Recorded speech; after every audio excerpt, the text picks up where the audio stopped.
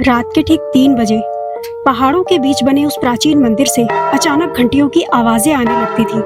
पूरा गांव उस आवाज से कांप उठता, क्योंकि उस समय मंदिर बंद होता, वहां कोई नहीं जाता था। और सबसे डरावनी बात, हर रात उस मंदिर में स्थापित भगवान शिव की पत्थर की मूर्ति की आंखें अपने आप खुल जाती। घने जंगलों और ऊंचे पहाड़ों के बीच एक पुराना शिव मंदिर था। लोग उसे कालेश्वर महादेव मंदिर कहते थे। कहते हैं सैकड़ों साल पहले वहां एक महान साधु तपस्या करता था, लेकिन एक रात मंदिर में कुछ ऐसा हुआ जिसके बाद लोग शाम होने से पहले मंदिर के दरवाजे बंद कर अपने अपने घरों में छिप जाते। कोई भी रात में उस मंदिर की तरफ देखने तक की हिम्मत नहीं करता था। दिन में लोग दर्शन कर लेते थे, लेकिन रात होते ही पूरा इलाका सुनसान हो जाता। गांव के बूढ़े कहते थे, सूरज ढलने के बाद उस मंदिर के पास मत जाना, वहां रात में भगवान जागते हैं। कुछ दिनों बाद उसी गांव में एक युवा पुजारी आया। उसका नाम था माधव। माधव पढ़ा लिखा था। उसे भूत प्रेत या चमत्कारों में ज्यादा विश्वास नहीं था। वो सिर्फ भगवान की भक्ति में विश्वास करता था। गांव वालों ने उसे चेतावनी दी, रात में मंदिर में मत रुकना। लेकिन माधव मुस्कुराया और बोला, अगर मंदिर भगवान का घर है तो डर किस बात का। धीरे धीरे माधव ने मंदिर की सभी जिम्मेदारियां संभाल ली। हर सुबह सफाई, आरती, भजन, पूजा सब कुछ वही करता। लेकिन उसने एक बात महसूस की, मंदिर में आते ही लोगों के चेहरे बदल जाते थे, जैसे कोई अनजाना डर सबके अंदर बैठा हो। एक रात माधव मंदिर बंद कर रहा था, तभी एक बूढ़ी औरत उसके पास आई। उसकी आंखों में डर था। वो कांपती आवाज में बोली, आज अमावस्या है, आज रात मंदिर जल्दी बंद कर दो। माधव हंस पड़ा। माँ जी, भगवान से भी कोई डरता है क्या। बूढ़ी औरत धीरे से बोली, डर भगवान से नहीं, उस चीज से है जो रात में जागती है। इतना कहकर वो चली गई। माधव कुछ पल तक उसे देखता रहा, फिर मंदिर का दरवाजा बंद कर दिया। लेकिन उस रात माधव को नींद नहीं आई। रात के लगभग 3 बजे अचानक मंदिर की घंटी बजने लगी। माधव की आंख खुल गई। उसने बाहर देखा, पूरा गांव अंधेरे में डूबा था, लेकिन मंदिर की दिशा से हल्की रोशनी आ रही थी। माधव ने लालटेन उठाई और मंदिर की तरफ चल पड़ा। ठंडी हवा चल रही थी। माधव मंदिर पहुंचा। मुख्य दरवाजा बंद था, लेकिन अंदर से घंटियों की आवाज आ रही थी।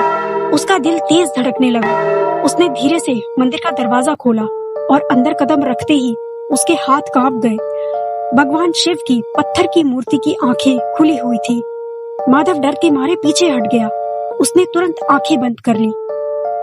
लेकिन जब उसने दोबारा देखा तो मूर्ति फिर से सामान्य थी और मूर्ति की आंखें बंद थी। माधव तुरंत अपने घर लौट आया, लेकिन वह पूरी रात सो नहीं पाया। अगली सुबह माधव ने गांव वालों को सब बताया। उसकी बातें सुनकर लोग डरकर एक दूसरे का चेहरा देखने लगे। तभी एक बूढ़ा आदमी धीरे से बोला, हमने कहा था ना, रात में भगवान जागते हैं। माधव कुछ पल तक चुप खड़ा रहा। उसके मन में डर भी था और कई सवाल भी। फिर उसने धीमी आवाज में कहा, जो मैंने देखा वो सामान्य नहीं था, लेकिन सच क्या है ये मुझे पता लगाना होगा। उस रात उसने फैसला किया, आज वह सच पता करके रहेगा। रात के 2 बजे माधव फिर मंदिर गया और अंदर छिप गया। मंदिर में सिर्फ एक दीपक जल रहा था। पूरा मंदिर अंधेरे में डूबा हुआ था। समय धीरे धीरे बीतने लगा। फिर अचानक ठंडी हवा का एक तेज झोंका आया। दीपक की लौ कांपने लगी। मंदिर की घंटी अपने आप बज उठी और फिर माधव ने देखा, मूर्ति की पत्थर जैसी बंद आंखें धीरे धीरे खुलने लगी। माधव का शरीर सुन्न पड़ गया। उसने डरते हुए पीछे कदम बढ़ाया। तभी उसे लगा मूर्ति उसे देख रही है। अचानक मंदिर के पीछे से किसी के चलने की आवाज आई। माधव धीरे धीरे उस आवाज की तरफ बढ़ा। आवाज का पीछा करते हुए वह मंदिर के पीछे एक पुराने तहखाने तक पहुंचा। वहां लोहे का एक भारी दरवाजा था, जंग लगा हुआ। दरवाजे में कुछ लिखा था, इस मंदिर का सत्य सिर्फ वही जान सकता है जो अपने भय की आखिरी सीमा पार कर सके। माधव ने कांपते हाथों से दरवाजा खोला। अंदर घना अंधेरा था। दीवारों पर पुराने मंत्र लिखे थे और बीच में एक टूटी हुई मूर्ति पड़ी थी। लेकिन वह मूर्ति भगवान शिव की नहीं थी, बल्कि किसी साधु की थी। तभी पीछे से आवाज आई, आखिरकार तुमने इस तहखाने का दरवाजा खोल ही दिया। माधव तेजी से पलटा। एक बूढ़ा साधु अंधेरे में खड़ा था। लंबे बाल, सफेद दाढ़ी और आंखें बहुत अजीब। माधव डर गया। उसने पूछा, आप कौन हैं? साधु धीरे से मुस्कुराया और बोला, मैं इस मंदिर का आखिरी रक्षक हूँ। और फिर साधु ने धीरे धीरे सच बताना शुरू किया। सैकड़ों साल पहले इस मंदिर में एक महान तपस्वी रहता था जो भगवान शिव का परम भक्त था। कहते हैं उसकी साधना इतनी शक्तिशाली थी कि लोग उसे जीवित सिद्ध पुरुष मानते थे। मंदिर में एक प्राचीन खजाना भी छिपा था जिसकी रक्षा वही तपस्वी करता था। लेकिन गांव के कुछ लालची लोगों की नजर उस खजाने पर पड़ गई। एक रात वे चोरी करने मंदिर पहुंच गए।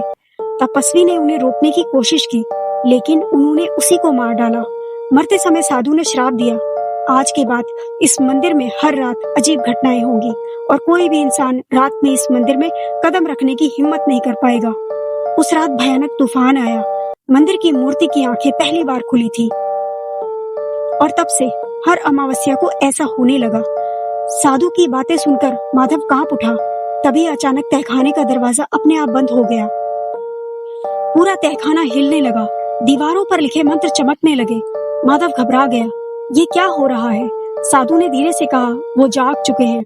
अचानक मंदिर से घंटियों की तेज आवाजें आने लगी, इतनी तेज कि कान सुन्न होने लगे।